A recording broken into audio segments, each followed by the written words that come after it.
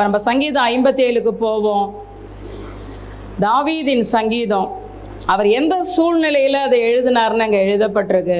சவுலுக்கு தப்பி ஓடுறாராம். அப்பா அந்த சவுலும் பாடாப்படுத்துகிறான் இல்லை? கர்த்தருக்கு ஸ்தோத்திரம். தப்பி ஓடும்போது தனக்கு நஷ்டம் நேரிடாதபடிக்கு பாடுறாராம் பாட்டு. அப்போ எனக்கு நஷ்டம் வரக்கூடாதுலாம் ஜெபம் பண்ணுங்க. 2025 என்ன வரக்கூடாது? நம்ம வீட்டு எல்லைக்கு நஷ்டம் வரக்கூடாது. ஜெபம் ப்ளீஸ், ஜெபம் பண்ணுங்க. ஒரு பட்டயம் வரக்கூடாது, ஜெபம் பண்ணுங்க. நஷ்டம் வராதபடிக்கு எழுதப்பட்ட சங்கீதம் தான் 57வது சங்கீதம். அதில் தியானிக்கும்படியாய் கொண்டு வரப்பட்ட வேத பகுதி முதல் வசனம். சவுலால் துரத்தப்பட்டு ஓடுறாரு, கெபியில் இருக்கிறாரு. அந்த கெபியில் இருந்து தனக்கு நஷ்டம் வராதபடி பாடின சங்கீதத்தில் அவர் சொல்றாரு, எனக்கு இறங்கும் தேவனே எனக்கு இறங்கும். என்ன ஜெபம் பண்றாரு? எனக்கு இறங்குங்கப்பா, எனக்கு இறங்குங்க தேவனே, எனக்கு இறங்குங்க. அடுத்து என்ன சொல்றாரு? உம்மை என் ஆத்துமா அண்டி கொள்ளுகிறது, விக்கினங்கள் கடந்து போகும் மட்டும் உமது செட்டைகளின் நிழலிலே வந்து அடைவேன். அப்பா அருமையான சத்தியங்க. தாவீது சொல்றார் ஆண்டவர்கிட்ட, ஆண்டவரே இந்த விக்கினம்னா என்ன? உபத்திரவம், ஆபத்து, சோதனை, பாடுகள், சஞ்சலங்கள், தவிப்புகள், தத்தளிப்புகள், இதுதான் என்னது? விக்கினம். அப்பா அந்த விக்கினம் ஆண்டவரே என்னை விட்டு கடந்து போக மட்டும் நான் என்ன செய்கிறேன்?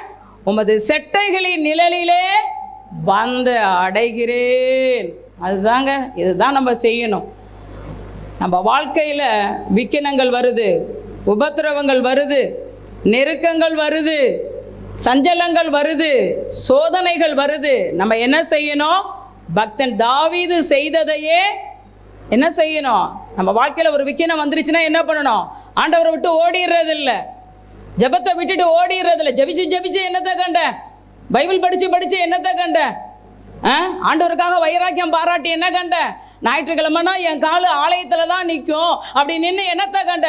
சம்பளம் வாங்கின உடனே ஆண்டவருக்கு தான் தசம பாகம் எடுத்து வைக்கிறேன் அப்படிலாம் எடுத்து வச்சு என்னத்தை கண்டேன்னு ஓடிராம நம்ம வாழ்க்கையில் ஒரு விக்கினம், தாங்க முடியா சஞ்சலம், தாங்க முடியா நொறுக்குதல், தாங்க முடியாத நெருக்கம் வரும்போது தாவீது செய்ததையே தான் நம்மளும் என்ன செய்யணும்?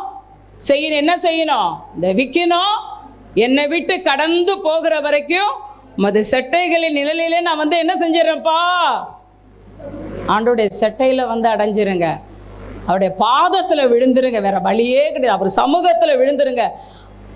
உங்களை விட்டா எனக்கு யாருமே இல்லைப்பா, என்னை விடுதலையாக்குங்கப்பா அப்படின்னு சொல்லி என்ன செஞ்சிருங்க? ஆண்டவருடைய செட்டையின் நிழலிலே அவருடைய பாதத்தில் அடைஞ்சிருங்க. அடுத்து சொல்றார் பாருங்க, எனக்காக யாவையும் செய்து முடிக்க போகிற தேவனாகிய உன்னதமான தேவனை நோக்கி கூப்பிடுவேன். அவர் தாங்க நமக்காக நிற்பாரு கடைசி வரைக்கும். பெத்த புள்ள கூட நம்மளோட நிற்குமா எனக்கு தெரியல. நம்ம கட்டின கணவன் நிற்பாரா, புள்ள நிற்குமா எனக்கு அதெல்லாம் தெரியல. ஆனால் ஒன்று தெரியும், ஏசு நிற்பார்னு தெரியும். நமக்காக ஏசு, ஏன்னா அவர் தான் நமக்காக உயிரை கொடுத்துருக்கிறார். உண்மையிலேயே இவ்வளோ இழப்புகள் சபையில், எவ்வளவோ என்னென்னமோ நடக்கக்கூடாதுன்னு நினைச்சோன்னா எல்லாம் நடந்துருச்சு. ஆனாலும் இன்னைக்கு இந்த பிரசங்க பீடத்தில் நிற்கிறேன்னா கர்த்தர் நம்மளோட என்னோட இருந்ததுனால தான், வேற ஒன்றுமே கிடையாது. என் வயசுக்கெல்லாம் தாங்க முடியா வேதனைகள் கர்த்தரால தான் இன்னைக்கு நிற்கிறேன். அதை சொல்றாரு, எனக்காக யாவையும் செய்து முடிக்க போகிற தேவனை நோக்கி என்ன செய்வேன்? சொல்லுங்க வசனம். அவர் தான் நமக்காக யாவையும் செய்து முடிக்கிறவர். அவரை நோக்கி கூப்பிடுங்க ப்ளீஸ். வாழ்க்கையில என்ன நடந்தாலும் அவரை நோக்கி கூப்பிடுங்க. 3வது வசனம் பாருங்க, என்னை விழுங்க பார்க்கிறவன் என்னை நிந்திக்கையில் நான் அவரை நோக்கி கூப்பிட்டேன்னா அவர் என்ன செய்வார் தெரியுமா? பரலோகத்தில் இருந்து எனக்கு ஒத்தாசை அனுப்பி என்னை ரட்சிப்பார், என்னை விடுவிப்பார், என்னை வெளியில கொண்டு வந்துருவாரு.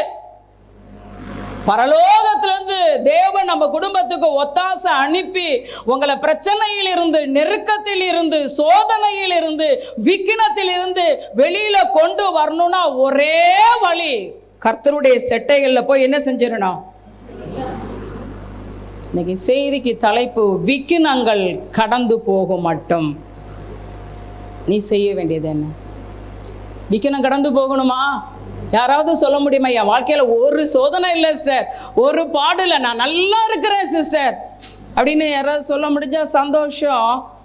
ஆனால் வேதம் சொல்லுது, உன் வாழ்க்கையில் ஒரு விக்கினம், ஒரு உபத்திரம் வந்துச்சுன்னா நீ அது கடந்து போக மட்டும் நீ செய்ய வேண்டியது என்னன்னு கேட்டா, கர்த்தருடைய செட்டைக்குள்ள ஓடி வந்துரு, அவருடைய பாதத்துல சரண்டர் ஆயிரு. எனக்கு ஒண்ணுமே முடியல ஆண்டவரே, நீங்க தான் ஏதாவது செய்யணும், நீங்க தான் ஏதாவது செய்யணும்னு அவரை தேடுங்கள், அவர் பாதத்துல சரணடைஞ்சிருங்க. வாசிக்கலாம் எபிரெயர் 11:6. எபிரெயர் 11:6 பின்பகுதி சொல்லுது. எபிரெயர் 11 விசுவாசித்தவர்களுடைய பட்டியல். அதுல 11:6 பின்பகுதி சொல்லுது, தேவனிடத்தில் சேருகிறவன் அவர் உண்டென்றும் அவர் தம்மை தேடுகிறவர்களுக்கு பலன் அளிக்கிறவர் என்றும் விசுவாசிக்கணும். தேவன் ஒருத்தர் இருக்கிறார், தேவன் உண்டென்று விசுவாசிக்கணும். அவரை தேடுனா அவர் எனக்கு பலன் அளிப்பார்னு என்ன செய்யணும் சொல்லுங்க? விசுவாசிக்க வேண்டும். தேவன் உண்டுங்க, அவரை தேடுகிறவர்களுக்கு அவர் என்ன செய்யறாரு? பலன் அளிக்கிறவர். அதை விசுவாசிக்க வேண்டும். இன்னைக்கு வேதத்திலிருந்து ஒரு 3 நபரை கொண்டு வந்திருக்கிறேன்.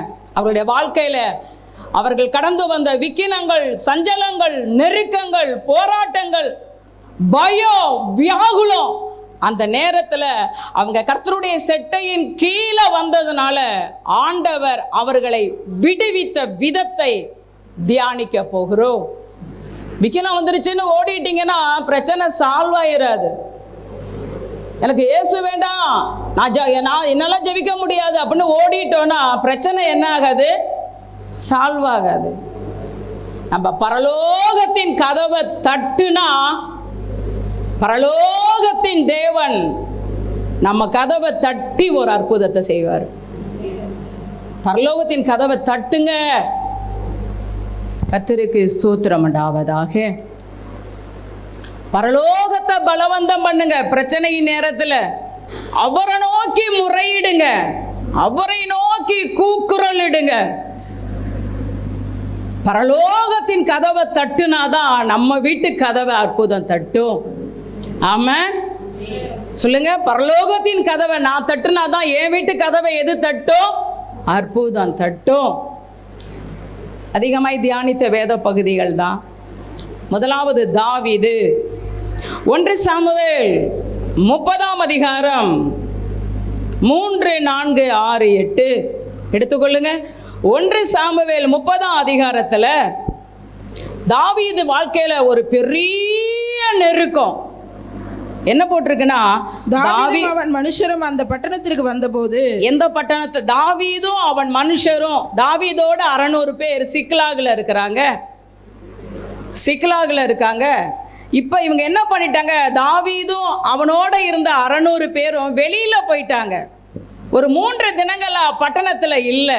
இதை அறிந்த சத்துரு என்ன பண்ணிட்டான்? அமலேக்கு என்கிற சத்துரு சிக்லாகு பட்டணத்துக்கு வந்து என்ன பண்ணிட்டான்?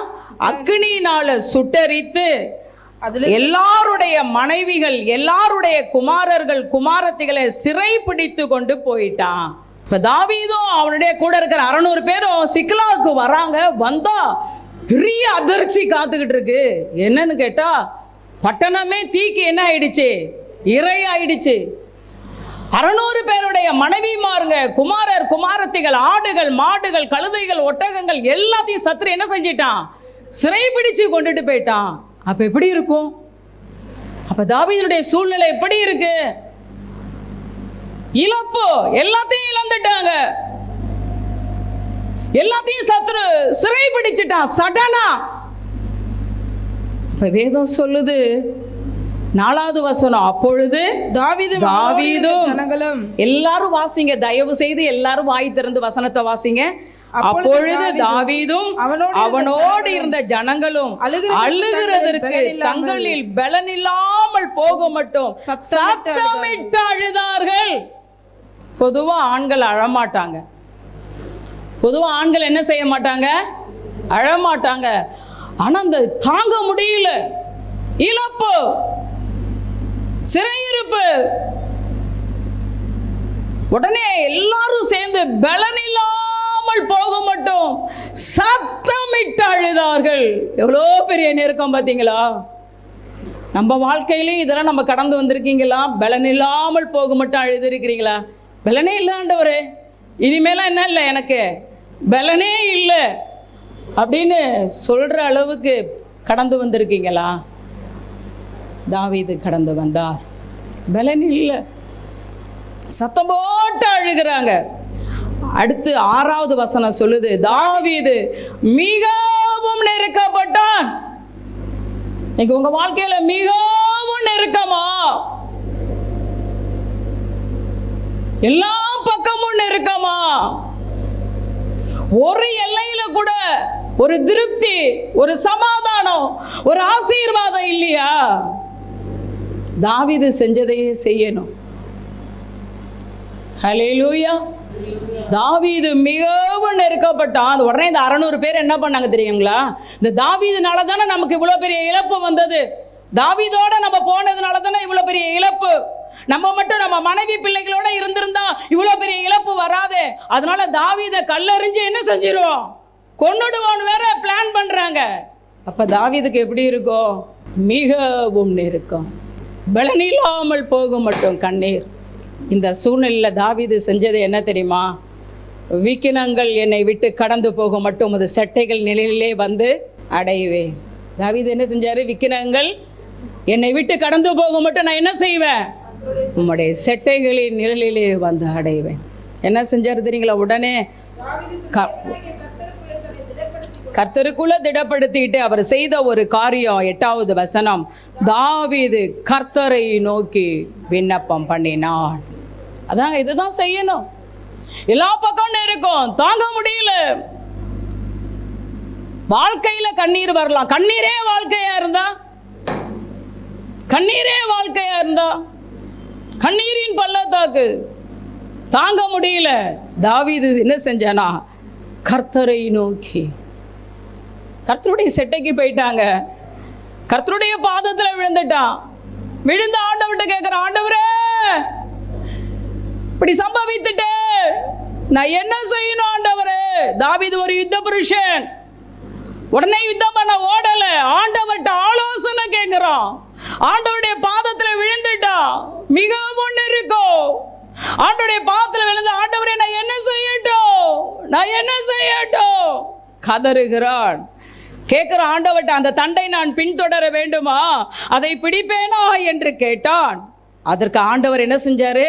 அதை பின்தொடர், அதை நீ பிடித்து கொள்வ, சகலத்தையும் திருப்பி கொள்ளுவாய் என்று கர்த்தர் வாக்கு கொடுத்தார். அதான் நமக்கு இருக்கிற ஒரே ஆறுதல் என்ன தெரியுங்களா? இயேசுவின் பாதம் தான். நம்ம கடந்து வருகிற எல்லா நெருக்கத்திலையும் நமக்கு இருக்கிற ஒரே ஆறுதல் என்ன தெரியுங்களா? இயேசுவின் பாதம். எனக்கு இயேசு இருக்கிறார். உலக மனுஷனுக்கு வர மாதிரி தான் நமக்கும் வருது. ஆனா உலக மனுஷன் வேற, நம்ம வேற. எனக்கு ஆண்டவர் இருக்கிறார். நான் தேவனுடைய பிள்ளை. நான் ஆண்டவரை தேடுகிற பிள்ளை. நான் ஆண்டவருடைய சமூகத்தில் விழுந்து கிடக்கிறவ. நான் தேவனுடைய பாதமே கதின்னு இருக்கிறேன். என் வாழ்க்கையில நிச்சயமாய் ஆண்டவர் விடுதலை தருவார். ஆண்டவர் ஒரு ஆலோசனை கொடுத்தார், போ, பின்தொடர், யுத்தம் பண்ணு, சகலத்தையும் திருப்பிடுவ. ஒரு சின்ன பொருள் கூட உனக்கு லாஸ் ஆகாது. ஆட்டு குட்டி கூட நீ இழக்க மாட்ட. சகலத்தையும் திருப்பி கொள்ளுவேன்னு சொன்னார். உடனே 600 பேர்கிட்ட போனான். ஆண்டவர் சொல்லிட்டார், கிளம்புங்கன்னு. 600 பேரை அழைத்து கொண்டு யுத்தம் பண்ண போகிறான். யுத்தம் பண்ண போகும்போது ஒரு 200 பேர் என்ன செஞ்சிட்டாங்க? பாதி வழியில ஒரு ஆற்றண்டையில விடாய்த்து போயிட்டாங்க. சில நேரத்தில் பிரச்சனை நம்மளை என்ன செஞ்சிருது? விடாய்த்து என்ன செய்யறதுன்னு தெரியல. விடாய்த்து போய் 200 பேர் அப்படியே ஆற்றண்டையில, நாங்க வரல, எங்களால முடியலப்பா, நீங்க போங்கன்னு சொல்லிட்டாங்க. ஆனா தேவனுடைய வார்த்தையை பெற்ற தாவீது விடாய்த்து போகல. இங்க 200 பேர் என்னடா, 400 பேர் நின்னாலும் எனக்கு பரவாயில்ல, என் ஆண்டவர் என்னிட்ட சொல்லிட்டாரு, நீ போன்ட்டாரு, யுத்தம் பண்ணுன்ட்டாரு, சகலத்தையும் திருப்பிடுவேன்னு சொல்லிட்டாரு. அந்த வார்த்தையின் பலனால 400 பேரோடு போகிறான். கர்த்தருக்கு ஸ்தோத்திரம். நடந்தது என்னன்னு கேட்டா 17வது வசனம், அவர்களை தாவீது அன்று சாயங்காலம் தொடங்கி மறுநாள் சாயங்காலம் மட்டும் முறியடித்தான். ஹல்லேலூயா, ஹல்லேலூயா. தாவீது சத்துருவை முறியடித்தான். தாவீது பிரச்சனைகளை முறியடித்தான். தாவீது நெருக்கங்களை முறியடித்தான் தேவனுடைய பலனால். ஹல்லேலூயா, ஹல்லேலூயா. இன்னைக்கு நீங்கள் எவ்வளோ பெரிய விடாய்த்து போய் வந்திருக்கலாம், தாங்க முடியா சொல்லன்னா வேதனையோடு வந்திருக்கலாம். நிச்சயமாய் தாவீது பிரச்சனையை முறியடித்தது போல நீங்களும் பிரச்சனையை முறியடிப்பீர்கள். நிச்சயமாய் ஆண்டவர் விடுதலை தருவார். நிச்சயமாய் ஆண்டவர் ஜெயம் கொடுப்பார். நிச்சயமாய் ஆண்டவர் பரலோகத்திலிருந்து ஒத்தாசை அனுப்பி நம்மளை விடுதலையாக்கி வெளியில கொண்டு வந்து விடுவார். அல்லேலூயா. ஏன்னா நம்ம ஆண்டவருடைய பாதமே கதின்னு இருக்கிறோம். ஆண்டவருடைய செட்டையின் கீழே வந்து வந்து அடைகிறபடியால் பிரச்சனைகளை முறியடித்து விடுவோம். தாவீது எல்லாத்தையும் என்ன செஞ்சிட்டாரு?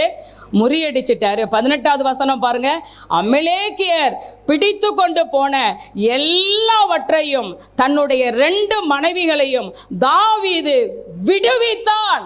முதலாவது முறியடித்தான், 2வது விடுவித்தான். கர்த்தருக்கு ஸ்தோத்திரம்.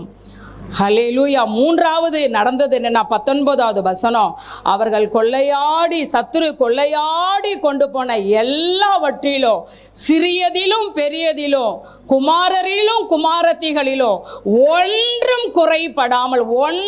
குறைபடாமல் எல்லாவற்றையும் தாவீது திருப்பி கொண்டான். ஹல்லேலூயா. எல்லாவற்றையும் தாவீது திருப்பி கொண்டான். தாவீது முறியடித்தான். தாவீது விடுவித்தான். தாவீது சகலத்தையும் திருப்பி கொண்டான். அல்லேலூயா. அவங்க துக்கம் என்ன ஆயிடுச்சு, அவங்க விக்கனம் என்ன ஆயிடுச்சு, அவங்க நெருக்கம் என்ன ஆயிடுச்சு, அவங்க எந்த காரியத்துக்காக பலனில்லாமல் போக மட்டும் அழுதார்களோ, சத்தமிட்டு அழுதார்களோ, அதே காரியத்தில் தாவீது கர்த்தருடைய செட்டையின் கீழ் அடைக்கலம் புகுந்தபடியால் ஆண்டவர் அதே காரியத்தில் விடுதலையை கொடுத்தார், ஜெயத்தை கொடுத்தார், மனமகிழ்ச்சியை கொடுத்தார், துக்கத்தை சந்தோஷமாய் மாற்றினார். சொல்லுங்க, எனக்கு இயேசு இருக்கிறாருங்க. ஜெபம் இல்லாம ஆனா மாற்றம் வராது. ஆண்டவருடைய பாதத்தை பிடிக்காம, ஆண்டவருடைய செட்டையின் கீழே அடைக்கலம் புகாம என்ன வராது? நமக்கு விடுதலை வரவே வராது. நம்ம ஆண்டவரை நோக்கி கூப்பிட்டோன்னா அவர் நம்மளை விடுதலையாக்கி கண்ணீர் வடிக்கிற காரியத்தில் ஆனந்த கண்ணீர் வடிக்க செய்து விடுவார். ஆமென். ஹல்லேலூயா. கர்த்தருக்கு ஸ்தோத்திரம் உண்டாவதாக. 2வது யாக்கோபு, பழைய ஏற்பாட்டு யாக்கோபு. இவர் வாழ்க்கையில என்ன நடந்ததுன்னு கேட்டா, ஆண்டவர் 20 வருஷமா யாக்கோபு தாய் மாமா வீட்டிலே இருந்துட்டாரு, லாபான் வீட்டிலே இருந்துட்டாரு. லாபானுடைய 2 பிள்ளைகளை திருமணம் பண்ணாரு. அதுக்கப்புறம் பிள்ளைகளை பெற்றெடுத்தாரு. இப்போ ஆண்டவர் சொல்றாரு, யாக்கோபு, நீ உங்க தாய் மாமா வீட்டில் இருந்தது போதும், இப்போ உங்க அப்பா தேசத்துக்கு என்ன செய்ய, புறப்பட்டு போ அப்படின்னு ஆண்டவர் சொல்றாரு. பயங்கரமான ஆசீர்வாதம். இப்ப தாவீது தாய் மாமா வீட்டுக்கு போகும்போது கையும் கோலுமா, வெறும் கையும் கோலுமா போனா, ஆனா திரும்பி வரும்போது பூமி தாங்காத அளவு ஆசீர்வாதம். அதோட சந்தோஷமா ஆண்டவர் சொல்லிட்டாருன்னு புறப்பட்டு தன் தகப்பனுடைய தேசத்தை நோக்கி போய் கொண்டிருக்கிறான். பிரயாணப்பட்டு போய் கொண்டிருக்கிறான். அப்படி போய் கொண்டு இருக்கும்போது யாக்கோபு சொல்றாரு, தன்னுடைய வேலைக்காரர்களை பார்த்து சொல்றாரு, நீ அண்ணன் ஏசாட்ட போய் கொஞ்சம் பார்த்து நான் வந்துக்கிட்டு இருக்கிறேன் அப்படிங்கிற செய்தியை நீ ஏசாட்ட போய் சொல்லு அப்படிங்கிறாரு. உடனே யாக்கோபுடைய வேலைக்காரங்க ஓடுறாங்க, ஏசாட்ட போய் சொல்ல போகிறாங்க.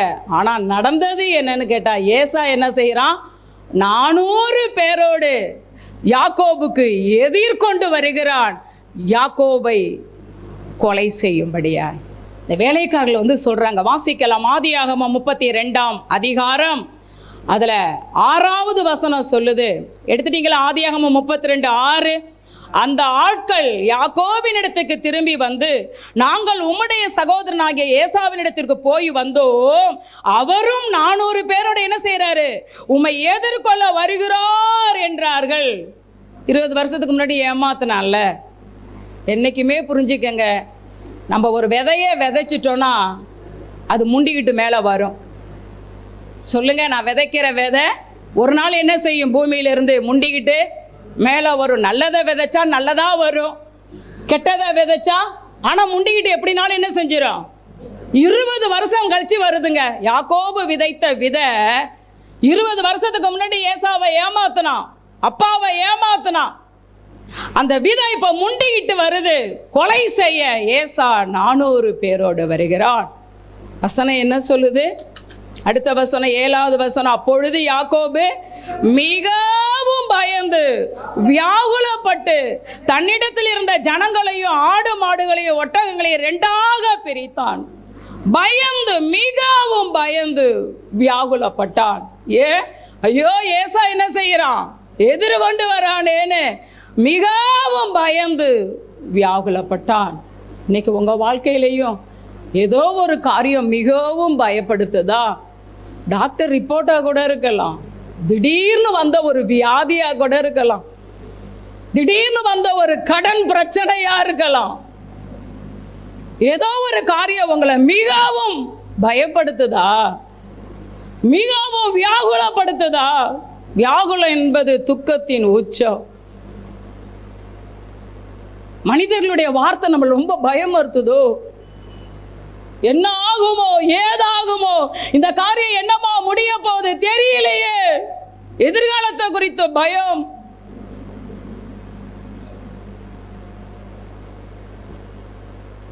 ஏசாவை குறித்து பயந்து நிற்கிறாருங்க யாக்கோபு.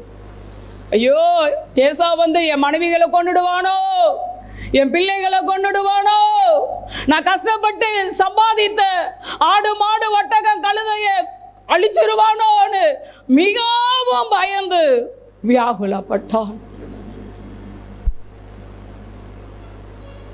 பயம் வேதனை உள்ளதுங்க. பயம் எப்பேற்பட்டது? வேதனை உள்ளது. அப்ப யாக்கோபு என்ன செஞ்சார்னா, தாவீது செய்த அதே காரியத்தை யாக்கோபு செய்தார். இந்த விக்கினங்கள் என்னை விட்டு கடந்து போக மட்டும் கர்த்தாவே உமது செட்டைகளின் நிழலிலே, சொல்லுங்க வசனத்தை நல்ல மைண்டு கொண்டு போங்க, உன்னுடைய செட்டைகள் நிழலிலே வந்தடைவேன். ஒரு காரியம் மிகவும் பயப்படுத்துது, ரொம்ப வியாகுலம் தாங்க முடியல. யாக்கோபு செஞ்சது என்ன தெரியுமா? 32:11, என் சகோதரன் உடனே ஜெபம், ஆண்டட்ட ஓடி வந்துட்டான். ஓடி வந்து என் சகோதரனாகிய ஏசாவின் கைக்கு என்னை தப்புவியும், அவன் வந்து என்னையும் பிள்ளைகளையும் தாய்மார்களையும் முறியடிப்பான் என்று அவனுக்கு நான் பயந்திருக்கிறப்பா. எங்க போயிட்டார் யாக்கோபு? கர்த்தருடைய செட்டையின் கீழ், கர்த்தருடைய பாதத்தை பிடிச்சிட்டார். பார்த்தீங்களா? உம்மை விட்டா யாரும் இல்லையே சப்பா, உம்மை விட யாரும் இல்லையே சப்பா. சொல்லுங்க, உம்மை விட்டா யாரும் இல்லையே சையா, உம்மை விட ஏதும் இல்லையே சையா. நீங்க போதும் எனக்கு, நீங்க போதும் எனக்கு, நீங்க போதும், நீங்க போதும், நீங்க போதும் எனக்கு, நீங்க போதும் எனக்கு, நீங்க போதும் எனக்கு, நீங்க போதும், நீங்க போதும், நீங்க போதும் எனக்கு. ஆமாங்க, பயம் ஆண்டவருடைய பாதத்துல ஓடி வந்துட்டாரு. ஆண்டவரே, வாக்குத்தத்தம்லாம் நீங்க தானே சொன்னீங்க, அப்பா வீட்டுக்கு போ, அப்பா தேசத்துக்கு போன்னு, உனக்கு நன்மை செய்வேன்னு சொன்னீங்களே, உன் பிள்ளைகளை ஆசீர்வதிப்பேன்னு சொன்னீங்களே. இப்ப ஏசா எதிர்கொண்டு வரான்பா, எனக்கு ரொம்ப பயமா இருக்கு ஆண்டவரே. என் மனைவியை கொன்னுடுவானோ, என் பிள்ளைகளை கொன்னுடுவானோ, நான் கஷ்டப்பட்டு சம்பாதித்த என் ஆசீர்வாதத்தை கொள்ளையடிச்சிருவானோடு எனக்கு ரொம்ப பயமா இருக்கு ஆண்டவரே, ரொம்ப பயமா இருக்கு ஆண்டவரே. 12 பாருங்க, தேவரீரோ, நான் உனக்கு மெய்யாகவே நன்மை செய்து உன் சந்ததியை எண்ணி முடியாத கடற்கரை மணலை போல மிகவும் பெருக பண்ணுவேன்னு சொன்னீரே.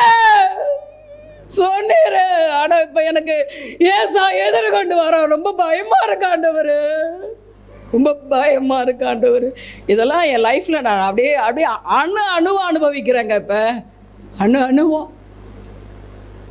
அனுபவிச்சு கொண்டு இருக்கிறேன். எனக்கு இப்ப இதெல்லாம் நல்லா தெரியும், எப்படி இருந்திருப்பார் யாக்கோபுன்னு.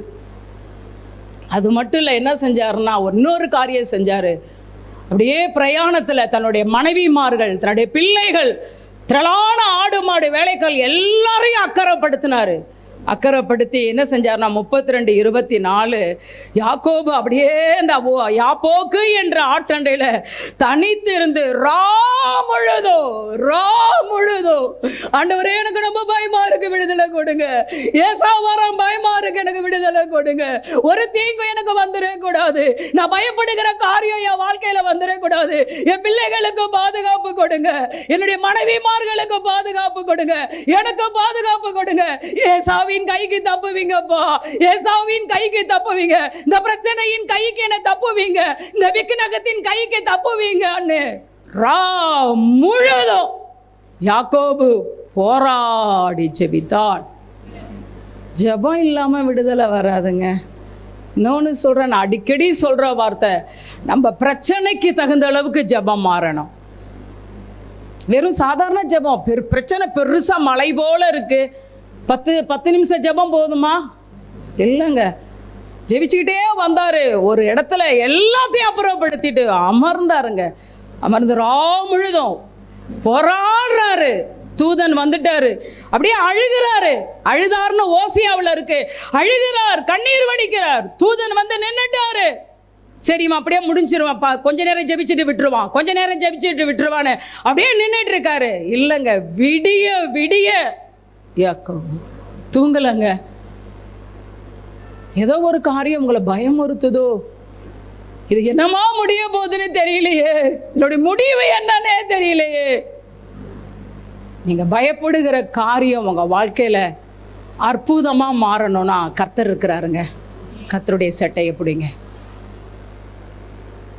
நான் உங்களை திக்கற்றவர்களாய் விடேன், நான் உங்களை திக்கற்றவர்களாய் விடேன். கர்த்தருக்கு ஸ்தோத்திரம். சொல்றாரு, என்னை விட்டுருப்பாங்கிறாரு, நீர் என்னை ஆசீர்வதித்தால் ஒழிய உம்மை விடவே மாட்டாண்டவரே. அப்பதான் கேட்டார் ஆண்டவர், உன் பேர் என்ன? அண்ணனை ஏமாத்திட்டு வந்திருக்கல, எத்தனை இருந்தல, அண்ணனை ஏமாத்துறதுனால தானே இப்ப ஏசா வந்தாரு. அதனால உன் பேர் என்னப்பா? நான் எத்தனை திருட ஏமாத்துக்காரன், எங்க அப்பாவை ஏமாத்தினேன், என் அண்ணனை ஏமாத்தினேன், நான் ஏமாத்துக்காராண்டவரே, நான் ஏமாத்துக்காரன், என்ன மன்னிங்க, என்ன மன்னிங்க, என்ன மன்னிங்க. நம்ம செஞ்ச தவறையும் ஆண்டவர்கிட்ட சொல்லணுங்க. ஆண்டவர் சொன்னார், நான் முழுதும் ஜெயிச்சிட்டேன்ல, இனிமே நீ ஏமாத்துக்காரன் இல்லை, இனிமே உன் பேர் இஸ்ரவேல், நீ பயப்படாத அப்படின்ட்டார் ஆண்டவர். இப்போ ஜெபத்தை முடிச்சுட்டு வந்து அப்படியே உட்காந்து அப்படியே ஜெபத்தை முடிச்சுட்டப்போ நான் நல்லா ஜெபிச்சுட்டேன், முழுதும் ஜெபிச்சுட்டேன், ஆண்டவர் என்னை ஆசீர்வதிச்சிட்டார், என் பேர் இஸ்ரவேலா மாறிடுச்சுன்னு அப்படியே யாக்கோபு நின்றல. என்ன செஞ்சாரு தெரியுங்களா? அண்ணனுக்கு எதிர்கொண்டு ஓடி ஒரு காரியம் செய்தார். என்ன செஞ்சார்? 33க்கு வாங்க, ஆதியாகமம் 33:3 இருப்பாங்க. என்ன போட்டிருக்கு? நான் அவர்களுக்கு முன்பாக நடந்து போய் 7 விசை. இப்ப ஏசா ஓரளவு பக்கத்துல வந்துட்டாரு, ஓரளவு பக்கத்துல வந்துட்டாரு. அண்ணனை ஏமாத்தினதுனால தான் அண்ணன் வந்தாரு. ஏசாவுக்கு முன்னாடி 7 தடவை கீழே விழுந்து 7 தடவை வணங்கினான். பார்த்தீங்களா? செய்ய வேண்டியதை செய்யணுங்க. நம்ம யாரோ ஒருத்தர் துக்கப்படுத்தி காயப்படுத்தி ஓடுறோம், நம்ம முழுதும் ஜெபிச்சுட்டோன்னு இறங்கிட மாட்டாரு. நீ செய்ய வேண்டியதை செய்ய. யாரை துக்கப்படுத்தினியோ, யாரை வேதனைப்படுத்தினியோ, அங்க போய் ஒப்புரவாக வேண்டியது ஒப்புரவாகு. விழுந்தான் பார்த்தீங்களா? ஆண்டு தான் சொல்லிட்டாரு, உன்னை ஆசீர்வதிச்சிட்டேன்னு சொல்லிட்டாரு, நிக்கல. இவனு என்ன செய்யறான்? அவனுக்கு முன்பாக வாசிங்க, நடந்து போய் 7 விசை தர மட்டும் குனிஞ்சு அண்ணனை வணங்குறான், அண்ணனை வணங்குறான், அண்ணனை வணங்குறான். அவன் அதான் வேதம் சொல்லுது, இணங்குதல் பெரிய குற்றங்களையும் இணங்கிடணுங்க. இணங்கி அண்ணனா இருந்தாலும் சரி, கணவனாக இருந்தாலும் சரி, மனைவியாக இருந்தாலும் சரி, இணங்கிடணுங்க. 7 தடவை விழுந்தான். அண்ணன் பக்கத்தில் வந்துட்டான். நடந்தது என்னன்னா 4வது வசனம். அப்பொழுது ஏசா, ஐயோ தம்பி விழுந்ததும் அவனால தாங்க முடியல. தம்பி 7 தடவை விழுந்து நம்மளை கும்பிடுறானேன்னு ஓடுறான். ஏசா இப்ப தீங்கு செய்ய ஓடல, தம்பிகிட்ட வேகமா ஓடி அவனை தழுவி அவன் கழுத்தை கட்டி கொண்டு அவனை முத்தம் செய்தான். இருவரும் அழுதார்கள். தீங்கு செய்ய வந்தவன் பாசத்தை காட்டினான். அதான் பரலோகத்தை தட்டுங்க, அற்புதம் நம்ம கதவை வந்து தட்டும். பரலோக கதவை நீங்க தட்டாம அற்புதம் நம்ம வீட்டு கதவை தட்டாது. பரலோகத்தை பலவந்தம் பண்ணுங்க. 2025 எனக்கு பிளஸிங்கா தான் இருக்கணும். 2025 எனக்கு செழிப்பா தான் இருக்கணும். 2025 உங்க தயையினால நான் திருப்தியா தான் இருக்கணும். 2025 நீர் என்னை துன்பப்படுத்தின கசக்கி பிழிஞ்ச வருடத்துக்கு அப்பா சரியா சந்தோஷப்படுத்துற வருடமா தான் இருக்கணும் ஆண்டவரேன்னு பரலோகத்தை பலவந்தம் பண்ணுங்க. இப்போ கொல்ல வந்தவன் என்ன செஞ்சிட்டான்? அப்ப அந்த ஜெபம் சமாதானம் ஆயிட்டால. காரணம் என்ன? விக்கினங்கள் என்னை கடந்து போக மட்டும் கர்த்தருடைய செட்டைகள் நிலையிலே. அதுக்கப்புறம் 2 பேரும் சமாதானம் ஆகி நல்ல ஆசீர்வாதமாக இருந்தாங்க. ஆமென்.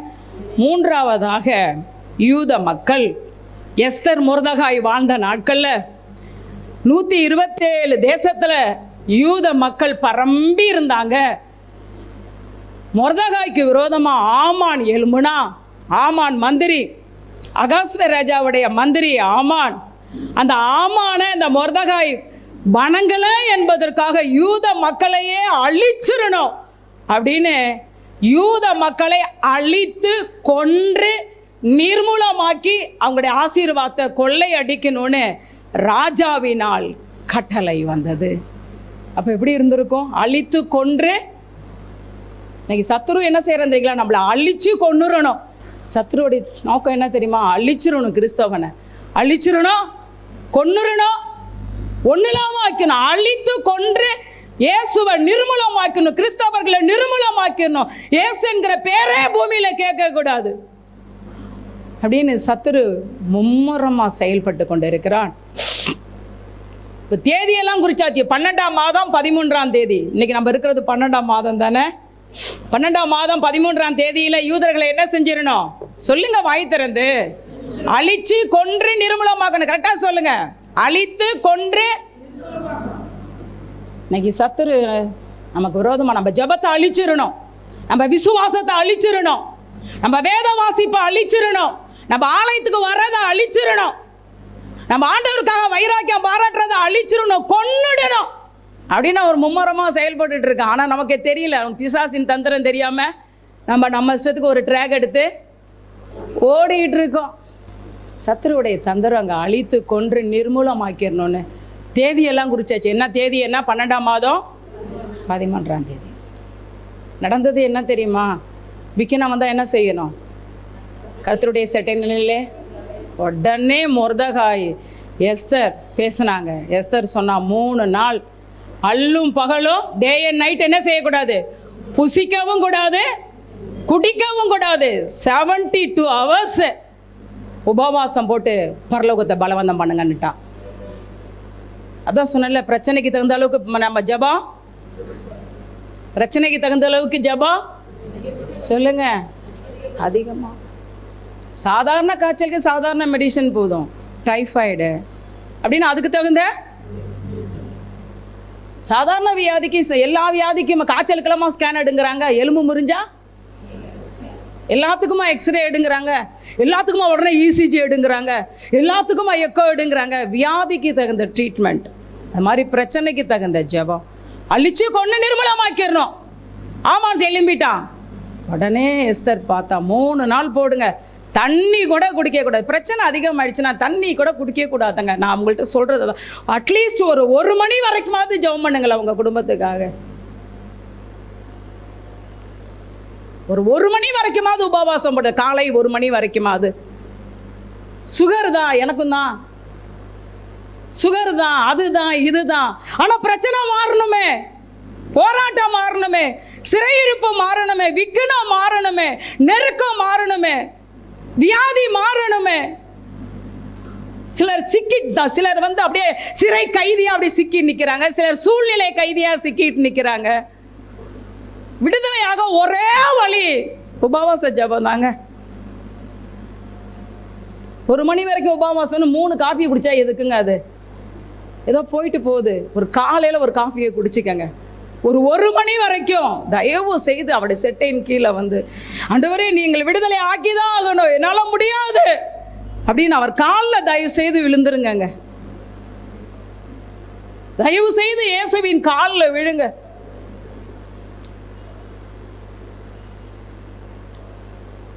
மூணு நாளுங்க, 72 மணி நேரம் புசிக்கவும் கூடாது. இது அவ்வளோ இருந்தாங்க. என்ன பிரச்சனை பெருசில் 72 மணி நேரம் உபவாசத்துக்கு பிறகு நடந்தது என்னன்னா, ஆண்டவர் அந்த காரியத்தில் குறுக்கிட்டார், தலையிட்டார். என்ன பண்ணாரு தெரியுங்களா? எந்த நாளில் சத்துருக்கள் யூத மக்களை அழிச்சு கொண்டு நிர்மணமாக்க நினைச்சாரோ அதே நாளில், அதே தேதியில் யூத மக்களே உங்களுக்கு விரோதமாக எழும்பின சத்துருவை வேரோடு அறுத்துருங்கன்னு கர்த்தர் காரியத்தை. அதனால தாங்க ஒரு செட்டை நிலையில் வந்துடணும். அதனால தான் உங்களை கெஞ்சிரும், எதுக்கு ஜெபம் பண்ணுங்க, ஜெபம் பண்ணுங்க ப்ளீஸ். 1 மணி நேரமாவது ஜெபம் பண்ணுங்க. உங்க குடும்பத்துக்காக ஜெபம் பண்ணுங்க, பிள்ளைக்காக ஜெபம் பண்ணுங்க, வியாதி மாற ஜெபம் பண்ணுங்க, கடன் மாற ஜெபம் பண்ணுங்க, சிறையிருப்பு மாற ஜெபம் பண்ணுங்க. ஜெபம் இல்லாம மாற்றம் வராதுங்க. ஜெபம் இல்லாம சூழ்நிலை மாறாதுங்க. கண்ணீர் இல்லாம பிரச்சனை மாறாதுங்க. உபவாசம் இல்லாம பிரச்சனை மாறாதுங்க. ஆண்டவரை காலை பிடிக்காம பிரச்சனை மாறாது.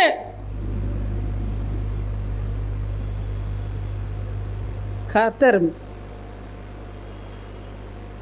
72 மணி நேரம் ஜபத்துக்கு அப்புறம் காரியம் மாறுதலாம் முடிஞ்சிச்சு. ஆமான் மொர்தெகாயை கொல்றதுக்கு தான் வீட்டு வாசல்ல 50 முழத்துக்கு அப்படியே தூக்கு மரம் செஞ்சு வச்சான். நடந்தது என்னன்னா, ஆமான் செஞ்ச அந்த தூக்கு மரத்துல ஆமானையும் அவனுடைய 10 பிள்ளையும் போட்டு கொல்லுனார் ஆண்டவர். ஆமா, சத்துருவுடைய வேறைய தேவன் அறுத்தார். பிரச்சனையின் வேறைய ஆண்டு பட்டுப்போக பண்ணிடுவாருங்க. வியாதியோட வேறு இருந்தா தான் மேல மேல வரும். சொல்லுங்க, வேறு இருந்தா தான் மேல மேல வரும். வேறையா ஆண்டவர் பட்டு போக பண்ணா உபவாச ஜெபம் தாங்க, வேற வழியே கிடையாது. சூசான் நகரம் கலங்கினதுன்னு போட்டிருக்கோம். 3 நாள் உபவாசத்துக்கு அப்புறம் சூசான் நகரம் ஆர்ப்பரித்ததுன்னு போட்டிருக்கோம். காரியம் வந்ததுமே எல்லாரும் அலறுனாங்க, உபவாசிச்சாங்க, புழுதி அள்ளி மேல போட்டு கதர்னாங்கன்னு போட்டிருக்கோம். அதுக்கப்புறம் யூத மக்களுக்கு ரட்சிப்பு வந்தது, மகிழ்ச்சி வந்தது, களிகூறுதல் வந்ததுன்னு போட்டிருக்கோம். ஆமா, கண்களை மூடுவோம். ஒரே ஒரு வாழ்க்கை. அப்போ ஒரு வசனத்தை மட்டும் இதில் வாசித்துருவோம். எஸ்தர் 6:13 யூத மக்களுடைய எதிரி சொன்ன ஒரு வார்த்தை, மொர்தெகாய் யூத குலமானால் நீர் அவனை மேற்கொள்ளாமல் அவனுக்கு முன்பாக தாழ்ந்து போவது நிச்சயம் என்றார். நீ ஜெபிக்கிறவங்களா இருந்தீங்கன்னா உங்கள் வாழ்க்கையில் பிரச்சனை வராதுன்னு போல வரும், எல்லாமே இருக்கும். ஆனால் நீங்கள் ஜெபிக்கிறவங்களா இருந்தீங்கன்னா பிரச்சனை தாழ்ந்து போவது நிச்சயம், நெருக்கம் தாழ்ந்து போவது நிச்சயம், போராட்டம் தாழ்ந்து போவது. சொல்லுங்க, அவன் மொர்தெகாய் யூத குலமானால் நீர் தாழ்ந்து போவது. அது மாதிரி நான் ஜெபிக்கிறவளா இருந்தா ஜெபிக்கிற சபைக்கு முன்பாக சத்துரு தாழ்ந்து போயிடுவான், ஒன்றும் இல்லாமல் போயிடுவான். கண்களை மூடுவோமா? இந்த வசனத்தை சொல்லுங்க. விக்கினங்கள் கடந்து போக மட்டும் சொல்லுங்க. உங்களுடைய செட்டை, கர்த்தருடைய செட்டை நிலையிலே அடைவேன். அவர் என்ன செய்வார்? பரலோகத்திலிருந்து எனக்கு ஒத்தாசை அனுப்பி விடுதலையாக்குவார். தாவீதை விடுதலையாக்கினார், யாக்கோபை விடுதலையாக்கினார், யூத மக்களை விடுதலையாக்கினார். அவர் என்னையும் என்னையாக்குவார். சொல்லுங்க, நம்மளையும் என்னையாக்குவார், நிச்சயமாக விடுதலையாக்குவார். இப்படி ஜெபம் பண்ணுங்க. ஆண்டவரே, என் வாழ்க்கையிலேயே ஆண்டவரை விக்கினங்கள், நெருக்கங்கள், தாங்க முடியா சோதனை, போராட்டம், சஞ்சலம், தவிப்பு, வியாதி, தத்தளிப்பு வரும்போது எனக்கும் இந்த கிருபையை அதிகமாய் தாரும். அதிகமாய் உம்முடைய செட்டைகள் நிழலில் ஓடி வர, உம்முடைய பாதத்தை இறுக பிடித்து கொள்ள, உபவாசம் எடுக்க, உம்முடைய ஆலோசனை கேட்டு செயல்பட எங்களுக்கும் கிருபை தாரும். இன்றைக்கும் ஆண்டவரே, நான் விக்கினத்தோடு வேதனையோடு நெருக்கத்தோடு வந்திருக்கிறேன். ஆண்டவரே அப்பா, வந்திருக்கிற இந்த பிள்ளைகள் எல்லாரையும் உம்முடைய கரத்தில் ஒப்பு கொடுக்குறேன். விடுதலையாக்குங்கப்பா, விடுதலையாக்குங்க. போதும் சொல்லுங்க, போதும்னு சொல்லுங்க. பிரச்சனை போதும்னு சொல்லுங்க. போதும் ஆண்டவரே சொல்லுங்க. ஆண்டவர்கிட்ட சொல்லுங்க, போதும் நிறுத்தணும். பைபிள் வசனம்லாம் இருக்கு. சொல்லுங்க, போதும், என்னால் தாங்க முடியல ஆண்டவர். இந்த போற சொல்லுங்க ப்ளீஸ், வாயை திறந்து சொல்லுங்க, தாங்க முடியல, போதும், வியாதி போதும், ப்ளீஸ் ப்ளீஸ் ஆண்டவரே, வியாதி போதும், வியாதி போதும், கடன் பிரச்சனை போதும். சொல்லுங்க சொல்லுங்க, போதும் ஆண்டவரே, போதும், இந்த கண்ணீர் போதும், இந்த போராட்டம் போதும், இந்த தத்தளிப்பு போதும், இந்த சஞ்சலம் போதும். என் தேவன் எனக்காய் ஏதாகிலும் செய்திடுவார் என்றாகிலும் என்னை மறந்தது உண்டோ? என் தேவன் எனக்காய் ஏதாகிலும் செய்திடுவார் என்றாகிலும் என்னை மறந்தது உண்டோ? கிரகிக்க முடியா காரியம் செய்வார் சர்வ ஞானியே, உமை ஆராதிப்பேன். கிரகிக்க முடியா காரியம் செய்வீர் சர்வ ஞானியே, சர்வ ஞானியே. God bless you. God bless you.